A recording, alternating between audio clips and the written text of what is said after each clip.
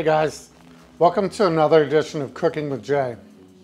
Today we're going to be talking about foods that we make for our family on Thanksgiving, and then also what we do with some of the leftovers after the big day.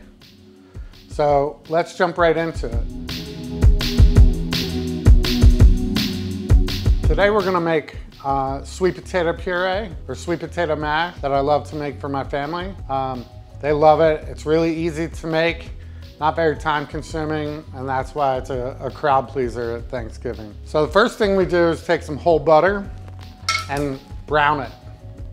Now what that means is that we're gonna put the butter in a heavy bottom pot, and then we're gonna cook it until it has little brown specks. See, butter is made up of milk solids, butter fat, and water. And so as it cooks, the water evaporates, the milk solids and the fat separate, and then the milk solids start to brown, and they become really nutty and really flavorful if you do it right. Now you don't want to overcook it and burn them, but that brown, nutty brown butter is amazing. So while we do that, we brown the butter, we're gonna prepare our sweet potatoes. Now, our sweet potatoes have been cooking in a 375-degree oven for about an hour. We don't add anything to them, no salt, no anything. We just put them on a sheet pan and put them in the oven. When you cook them for about an hour, you'll see that the skin starts to shrivel and the potatoes get nice and soft. Now that means that their natural sugar, their natural sweetness is really coming out of the potato. And that's what we're looking for. So the simplest way to make this is to take the potato and then we just split it open and peel the skin.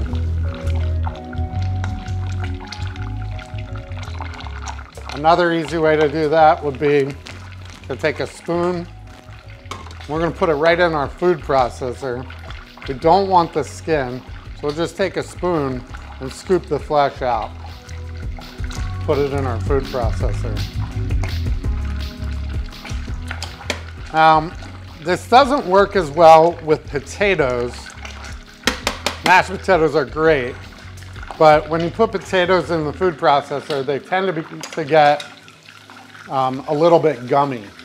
So we only do this with sweet potatoes. If we're making mashed potatoes, we would do it a little differently.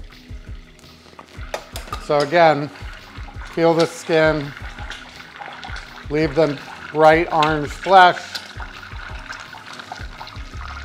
Super easy. You don't have to get your peeler out and peel them before you cook them. And then you just drop them in the food processor. Now while we're doing this, as we're peeling the potatoes, our butter is cooking.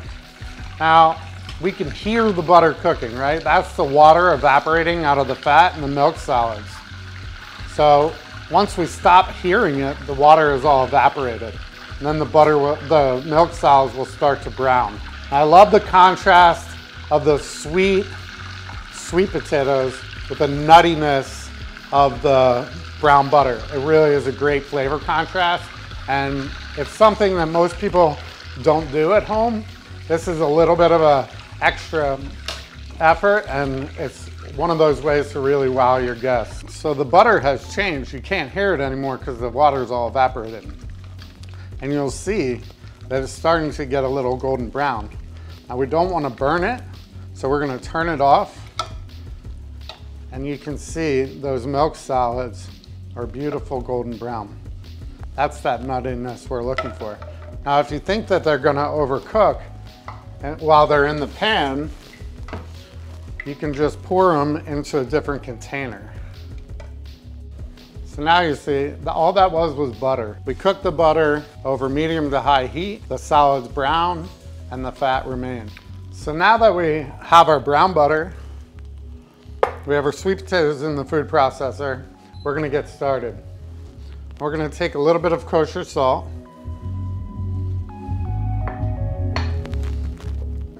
And as the butter sits, the solids drop to the bottom.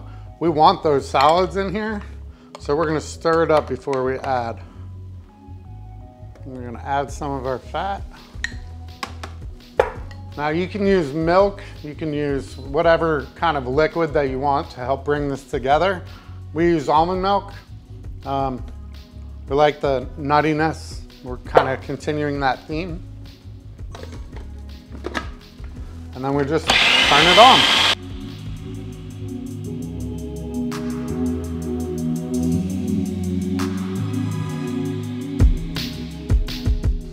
Now, we want this to be kind of a thick consistency, sort of like mashed potatoes. So we can always add more of our almond milk, but we can't take it out. So we want to kind of check the consistency, break up the potatoes a little bit, kind of spin our spatula around to make sure everything is pureeing before we add any more liquid.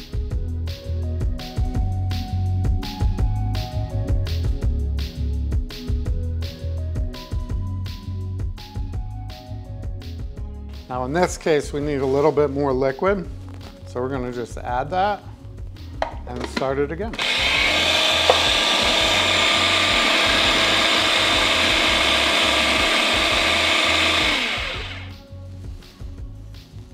Now it's starting to get the right consistency. We'll just turn it on for another couple seconds. It should be good to go.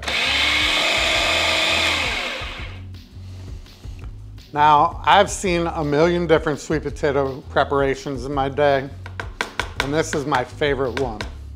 It ends up super smooth, consistency of mashed potatoes, and you get that nice, sweet flavor from the sweet potato.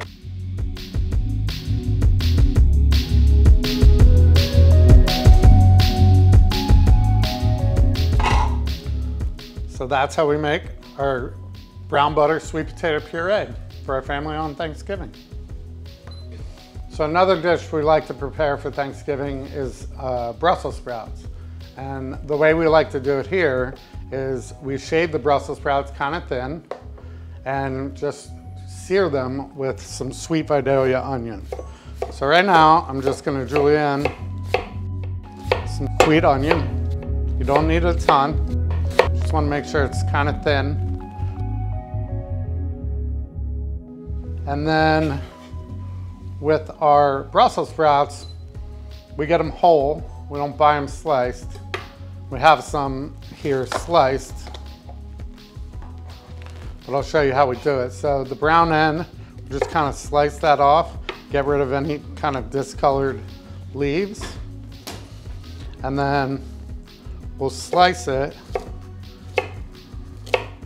Now the trick to slicing something that's round is to create a flat side so you don't cut yourself. So if you create a flat side, then turn it over on the flat side, you can continue slicing without being in any sort of dangerous situation when you're cutting. So again, take off the bottom, throw away any discolored leaves, and then we'll slice a couple times, turn it on its side so it's flat. I always used to say when I was running restaurants, we have to outsmart the food. It's dead. It's sitting on my cutting board. I have to be able to be smarter than my food. So this is really simple. We're gonna take some olive oil and put it in a pan on high because we're trying to char these Brussels sprouts and onions, get some nice color on there. Whenever you get that golden brown color, you're adding a little bit of a nutty kind of roasted flavor to it. That's what we really like. We also have some fresh rosemary we're gonna prepare just by picking it off of the hardy stem. The stem isn't bad for you, it's just really tough. So we just kind of pick the rosemary leaves off. Don't need a ton here. I'm not making a ton of Brussels sprouts. So we'll get the Brussels sprouts started. So here we have our pan, nice and hot. A little bit of oil on the bottom of the pan. We just add the Brussels sprouts. First thing I like to do is just season them with a little bit of salt as they're cooking. We're gonna add our onions as well, kind of breaking them up as we put them in.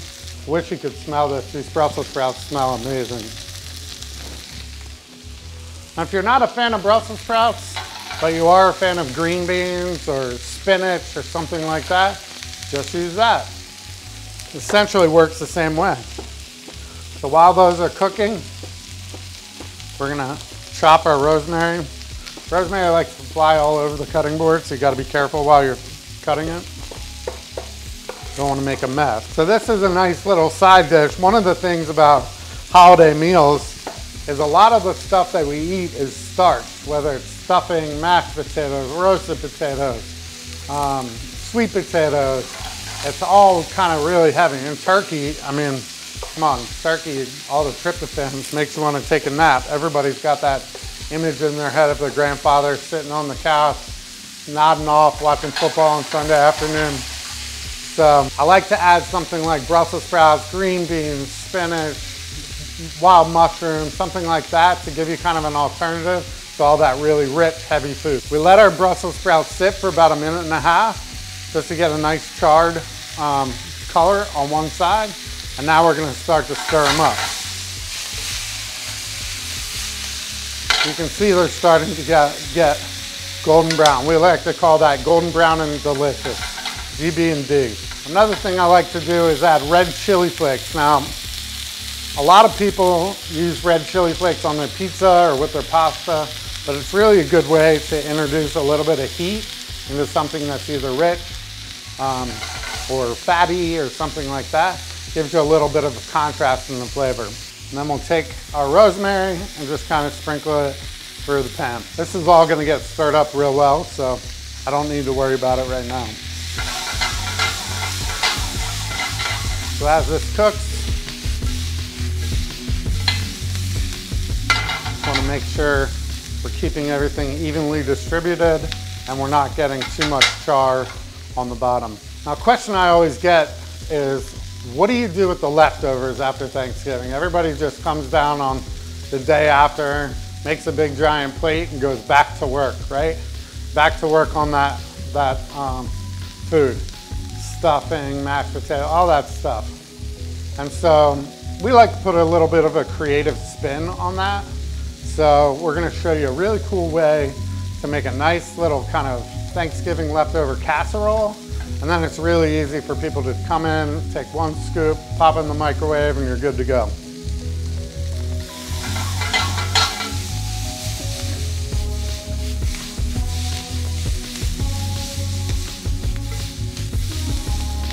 Now, one thing I always have to teach people when they're cooking is about heat regulation.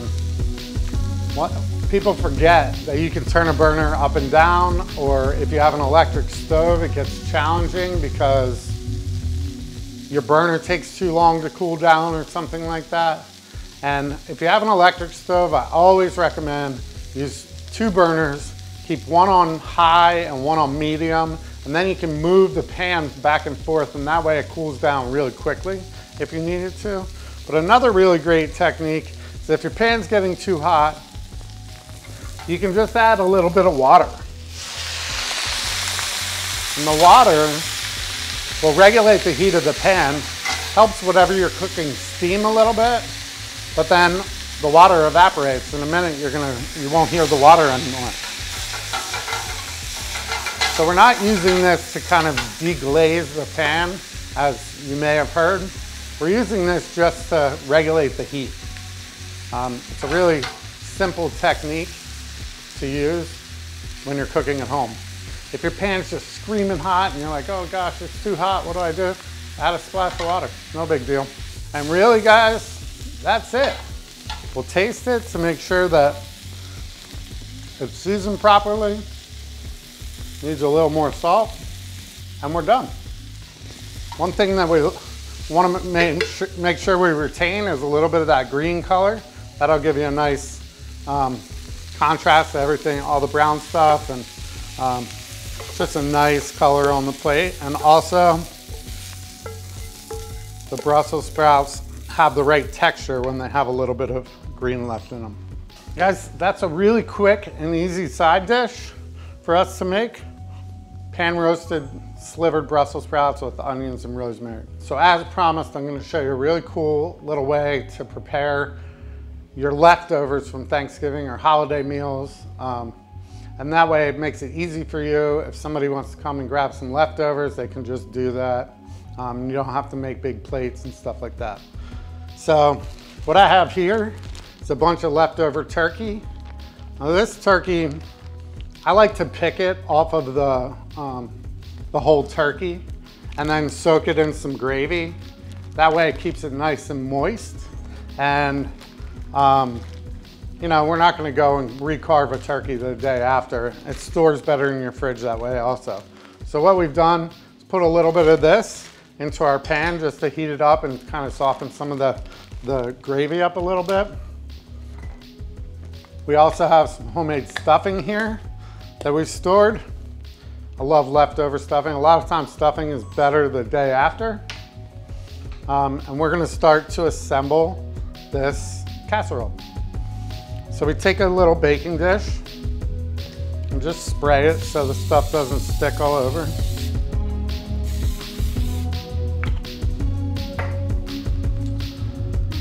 Then we're gonna take some of our stuffing and we're gonna put that down first, and that's gonna be the base layer for kind of casserole.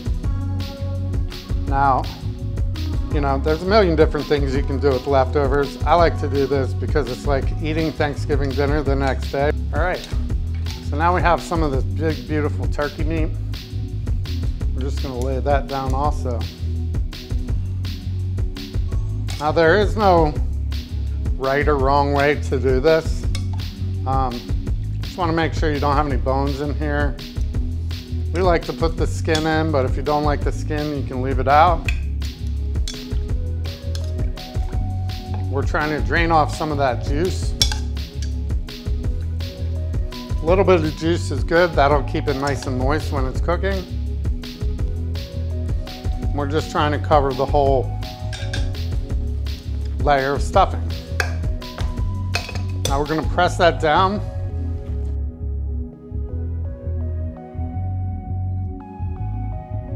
So it's one nice even layer, and it kind of becomes a part of the stuffing. Now another homemade treat we make is homemade cranberry sauce.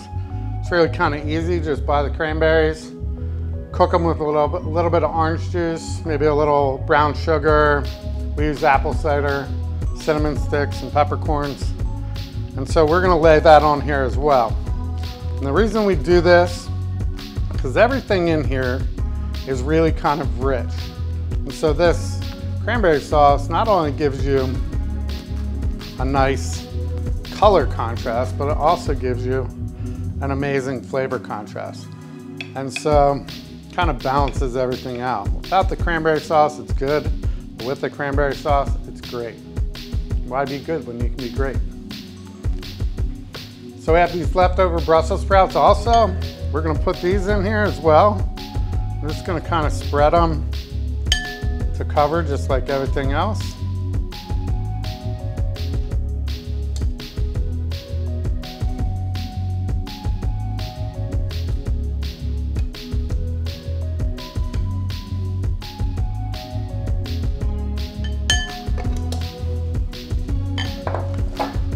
So we'll just take our spatula and kind of make sure that everything's covered.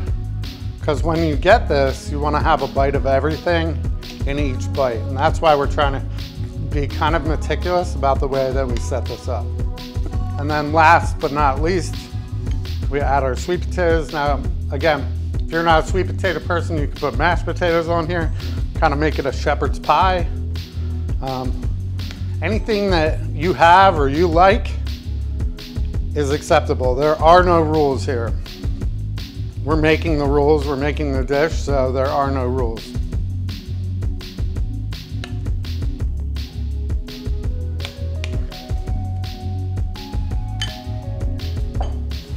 So we'll take our spatula again, kind of make sure we get all of the Brussels covered. That's kind of how we do it, guys. So now we have our beautiful Thanksgiving leftover casserole. You can put this in the oven, but really we're cooking it just to heat it up. So we don't, everything's already cooked the day before. If it's not cooked, you got a problem. But in theory, everything's cooked from the day before. And so all we have to do is warm it through in the oven, scoop it out, put it on the plate.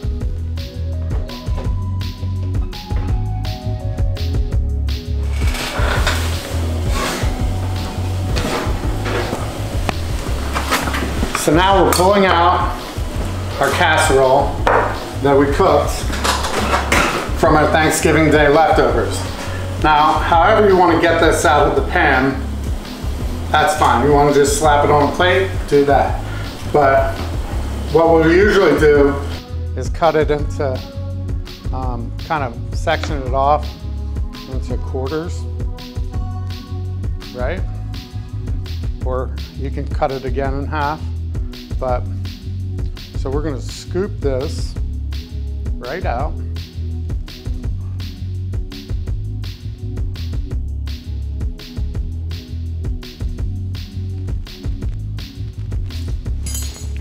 And what you can see is all the different layers. Ensure that we're being a little bit healthy here. You know, it's the day after Thanksgiving. You know, you're probably still full from the day before. We have a little bit of green salad that we just add a little red wine vinegar, extra virgin olive oil, and a pinch of salt.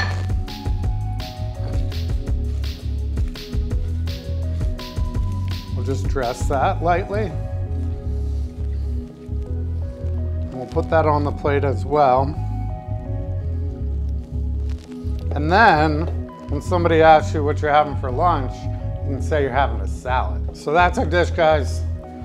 Thanksgiving Day leftovers with mixed green salad. Simple, day after, repurposing the food you already made. That way, it's just a little creative, a little different. Let me know what you think.